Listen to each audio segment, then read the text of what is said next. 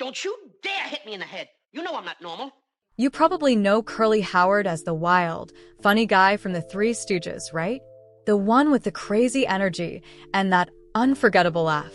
But behind all that laughter was a story most people don't know, a story full of pain, struggle, and heartbreak. Cully wasn't just a silly comedian. He was a real person who went through some really tough times. Let me tell you how it all started. Cully was born Jerome Lester Horwitz on October 22, 1903, in Brooklyn, New York.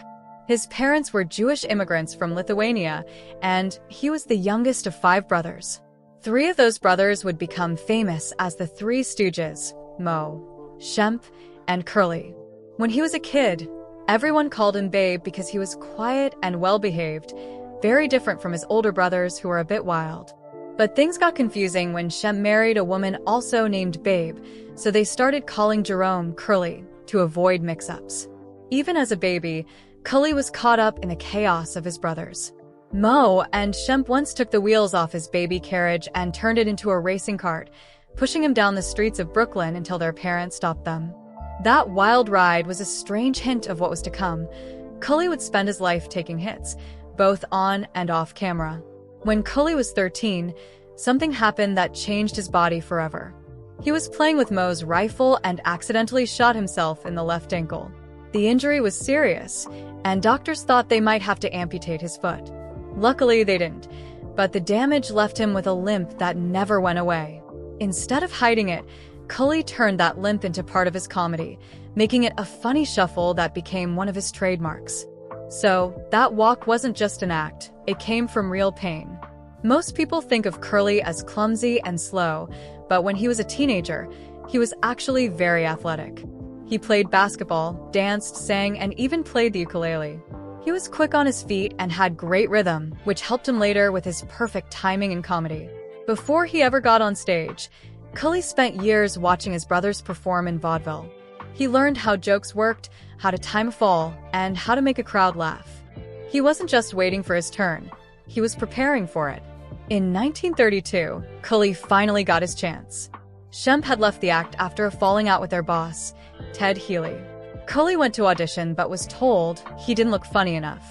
So he did something bold. He shaved his head completely bald. That shocked everyone, but it worked. He got the part and became Curly Howard, the bald, wild guy everyone loved. Soon after, the Three Stooges signed with Columbia Pictures and started making short films. Their second short, Punch Drunks, was a hit, and they got a 7-year contract. Cully's energy and voice made him the star of the group.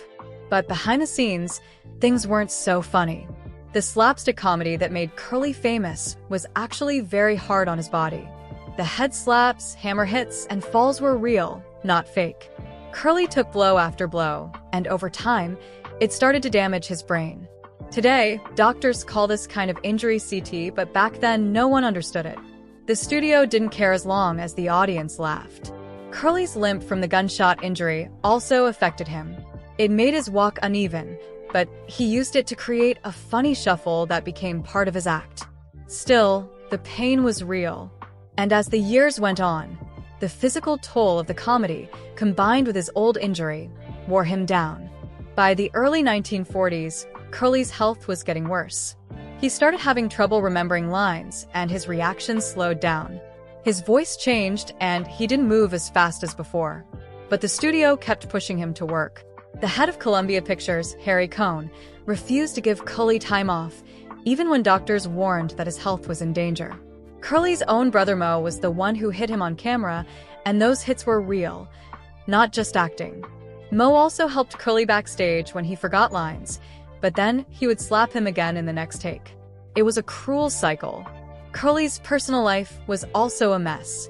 He married 3 times, but none of the marriages lasted. His first marriage was annulled after just 5 months. His second marriage ended in a bitter divorce, with his wife publicly humiliating him. His third marriage brought some peace, but by then, Cully was already very sick.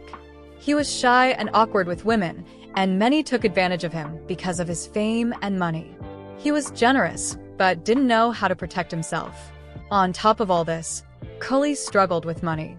Even though he was paid well, he spent it quickly on food, booze, parties, and buying houses without thinking. Real estate agents and others took advantage of him because he couldn't say no. His brother Mo had to step in to manage his finances and stop him from losing everything. By 1944, the change in Curly was clear to everyone. The wild, energetic man who made people laugh was fading. His voice was rough, his movements slow, and his timing off. In movies from that time, you can see how much he was struggling. But the studio still made him work hard, filming many shorts every year. Then, in 1945, things got worse. Curly suffered a massive stroke on set during filming. He collapsed and couldn't speak or move properly. The director didn't stop filming. Instead, they rewrote scenes and kept going.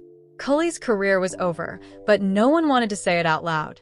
After the stroke, Curly was sent to a hospital for veterans. His condition kept getting worse. He had another stroke in 1948 that left him unable to move his arms or speak clearly. His family had to guess what he wanted most of the time. The man who once danced and shouted on screen was now trapped in silence. His diet was reduced to bland foods to control his health, but that broke his spirit. The nursing home said they couldn't care for him anymore and suggested moving him to a mental institution. Mo refused and found a better place for his brother, making sure Curly was treated with respect. Curly's final years were quiet and sad. He couldn't speak or move much, but he still showed small signs of life, like squeezing Mo's hand or blinking. One time, he wanted ice cream so badly that when he finally got it, he cried. On January 18, 1952, Curly Howard died at just 48 years old. Even though his body gave out, Curly's legacy lives on. He made over 100 comedy shorts and created a character that still makes people laugh today. But behind the laughs was a man who suffered in silence, a man who gave the world joy but never got a proper goodbye.